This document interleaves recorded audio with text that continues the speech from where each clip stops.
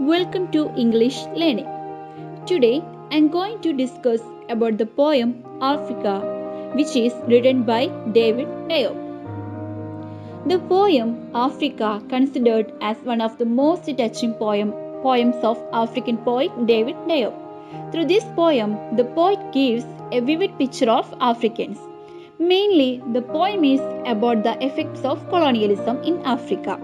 The poem also shows how deeply connected the poet towards it. Each and every lines give painful condition of African people, and this poem divided into three stages. The first one is pre-colonialism, and the second one is colonial experience, and the third one is post-colonial freedom. Now I am going to read the first stanza of this poem, then I will explain.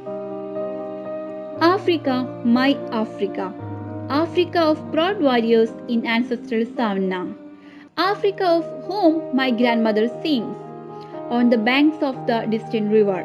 I have never known you, but your blood flows in my veins, your beautiful black blood that irrigates the fields.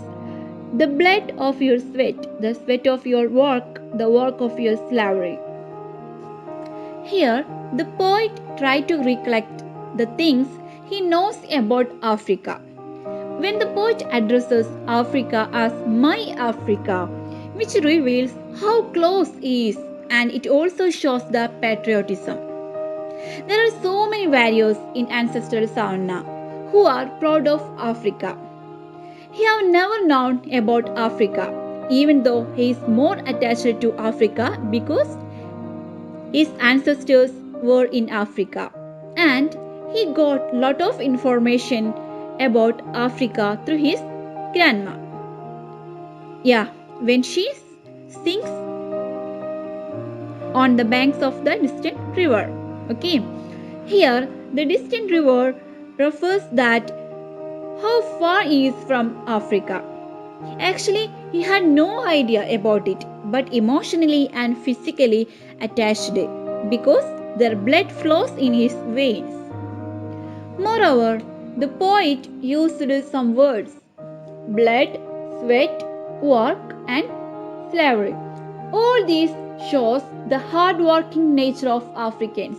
They do hard work for the benefit of white people. Here we can see the colonialism who tortured black people and made them slaves. Now I am going to read the second part of this poem. Africa, tell me Africa, is this your back that is unbent? This back that never breaks under the weight of humiliation? This back trembling with red scars and saying no to the whip under the midday sun, but a grey voice answers me. Now I am moving to the explanation part. Yeah, here the poet strictly tells the black people should act against this brutality. Their back never break under the weight of humiliation. They have to stand against colonialism. They do continuous work for masters who control them in midday sun that caused the red scars on them. It also shows the pain of humiliation which they carry. Now I am going to read the third part of this poem. Impetuous child, that tree, young and strong, that tree over there, splendidly alone amidst white and faded flowers.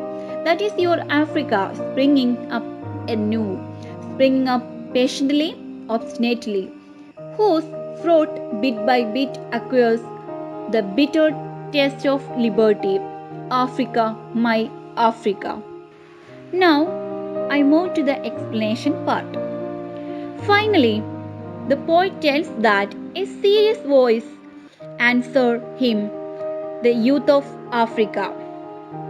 Keep patience and try their maximum to overcome from this bad state, which is the colonial torture and exploitation. The poet tells that the Africa will spring gradually, as the result of action by youngsters. When they acquire liberty, it will bitter test. It shows their struggle to gain their own freedom. The poet used white and faded, which refers to white people and their non-success when black gain success gradually. Now, we can discuss the themes of this poem. Effects of colonialism is the main theme of this poem. Colonial torture, exploitation, identity awareness, oppression, and humiliation are come under this poem as themes.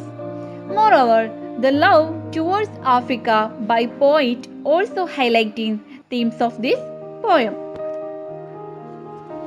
The poet uses figure of speech and poetic devices throughout this poem. Alliteration is one of them. For example, your beautiful black blood. Your beautiful black blood. It is considered as the example of alliteration. Personification is another one. The poet addresses Africa as though it is a human being and has blood that flows and can sweat, etc. The sweat of your work and bitter taste of your liberty are the examples of thermo image and gustatory image, respectively. The term black blood used as a part of exaggeration. Rhetorical question also included, for example, is that you, this back that is bent? Okay, is that you, this back that is unbent? That is bent. It is considered as the rhetorical question.